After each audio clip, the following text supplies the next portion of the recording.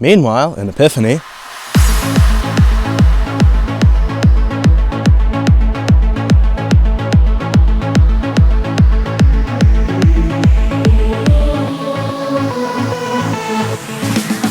when we last left our heroes, they were gathered around the manger, adoring the newly born Jesus. As we know, that's just the beginning of their story. But just as Luke's journey continued after he destroyed the Death Star, The what star? the saga continues 12 days. And a couple years after that scene in the manger, We stayed with them, for good measure. I'm the angel Gabrielle, and he's Gabriel. As any parent has experienced, Mary and Joseph have had their own adventure raising baby Jesus. Midnight diaper changes, fear of infant mortality, constant comparisons from the neighbors about how their son potty trained sooner or how their daughter slept through the night. Or how their son walked to grandma over Passover vacation. Through it all, we were with them, sharing God's comforting voice in the most trying of times. Especially the time when Jesus... We promise not to tell. Never mind. we catch up with our friends as Jesus is grown and loves working in Joseph's workshop, or helping Mary change James's diaper in their home in Nazareth. You see, their family of 5, 3. 3, thank you, grew so quickly that they chose to continue gentrifying their most established neighborhood rather than move to the suburbs as many of their friends did.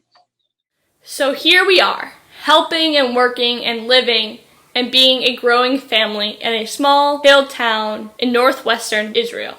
Meanwhile, about 25 parsa About 100 miles.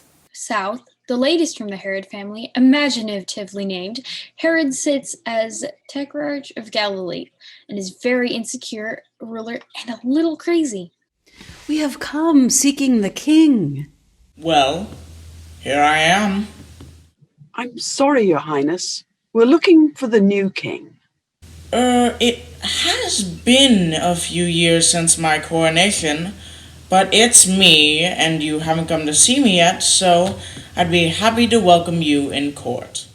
We have seen the star in the sky, and it has brought us to this area. We've traveled for years to greet the child king, the new king of the Jews. Oh, I see.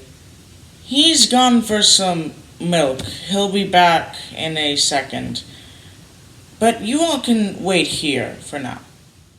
Remember the part about the insecurity?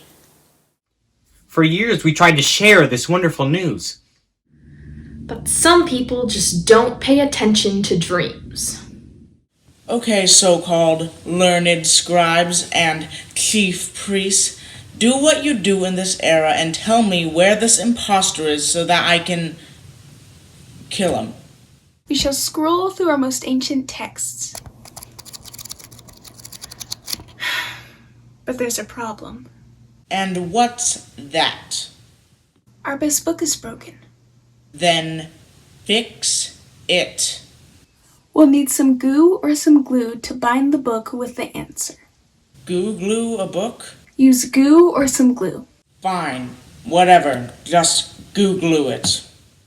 As much as we tried to distract them, they glued it and then told the Magi where Jesus was. The family returned to their hill town of Nazareth, halfway between the Mediterranean and the Sea of Galilee. Imagine if you lived between two ideal and picturesque locations, somewhere completely practical where nothing interesting ever happens. Kind of like Hemet. The Magi traveled up the Jordan River Valley, turned left at the Sea of Galilee, through the Valley of the Crescent Moon, then entered this modest hill town of well-meaning and kind people. You know, kind of like Hemet. Can you imagine the commotion that this caravan must have caused when these travelers, their entourages, Okay, kid, don't hurt yourself. when they entered this modest town? Excuse me, what's all this? Our entourage. Do you mind moving it out of my driveway? I'm trying to get to work. We shared Jesus' precise location with the Magi that night. One of us did, because the other visited the dreams of this Polynesian teenager with the idea to seek the heart of Te Fiti. You're welcome! Like I said, the next day the Magi descended on the home of the unwitting, wholly unexpecting family. Hey, a holy family has a nice ring to it. Our scene unfolds as Joseph is rushing out before the trash cart rounds the corner for morning pickup. Bring out your trash! Bring out your trash! Seeing the Magi and their entourage, Joseph drops his bags in astonishment. Upon entering the house, the Magi adored the child, then spoke. We have seen the star. What star? The star in the sky that foretold the coming of the king. That was like 3 years ago. Hey, it takes a long time to travel across the known world. Fair enough. We bring gifts of gold. Wow, that's incredibly generous. Frankincense. Well, okay, thank you. And myrrh. Now, that's just weird.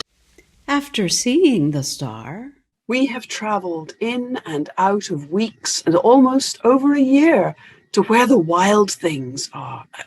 Can he please hold still? No. We've traveled from across the known world to meet here at this time for this moment with your son. Because of ancient voices calling throughout the years of your son's royalty, can he please sit still? Toddlers. Gotta love them. We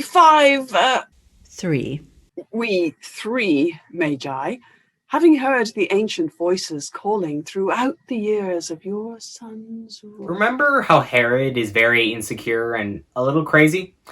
This next part is why. That night, Herod solidified his scheme, and his plan moved into action. We visited the family in their dreams and told them to get out of Dodge. We visited the Magi too and told them to take the coast road back home because what happens next is one of the darkest moments in history. Like Pharaoh before him. And too many leaders since. Herod gave in to his insecurity, and a generation of innocent children was killed. God still cries when telling this story.